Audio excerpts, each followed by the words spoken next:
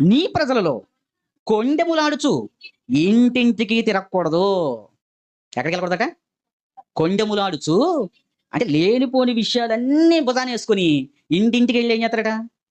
మీ పెద్ద కోడలు ఎలాంటిదో తెలుసా? మా పెద్ద బావగారు ఏంటో తెలుసా? ఇదేంటిదట? కొండెములు తీసుకొని ఇంటింటికి తిరిగిద్దట. ఎందుకు? ఏవండీ ఎప్పుడు గుర్తుపెట్టుకోండి. ఎవరి కొంపైనా కూలిపోతేనే ఆళ్ళ పక్కనోళ్ళ కొంప కూల్చేత్తారనుకుంటారు. అర్థమైందా? నా కాపురం పాడైపోయింది. ఇప్పుడు మిగతా వాళ్ళందరూ ఎందుకు బాగుండాలి? కొంతమంది కడుపు మంట ఉన్నోళ్ళు ఉంటారండి. ఆ మంట అందరికి పంచుతారు. షేర్ చేస్తారు. ఏవండీ నేను మిమ్మల్ని అందరిని ఒక విషయం అడుగుతానండి.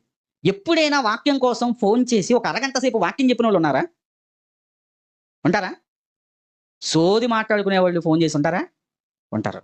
అంటే నీ నీ సంభాషణ దేవుడు వింటున్నాడని వాక్యం చెప్పే నువ్వే, నీ సంభాషణలో ఏముంటుంది? దేవుడు చూసి, దేవుడు విని, భక్తి వాళ్ళు, భక్తి గలవారు అనుకునే సంభాషణ ఉంటదా? ఇంటింటికి ఏం చేయకూడదట? కొండెములాడుచు ఇంటింటికి తిరగకూడదు. మరి ఇంటింటికి తిరగాలా? తిరగకూడదా? ఇంటింటికి తిరగొచ్చు. ఎలా? కొండెములు తీసుకొని కాదు. సువార్త తీసుకొని. నీ ప్రజలలో కొండెములాడుచు ఇంటింటికి తిరగకూడదు.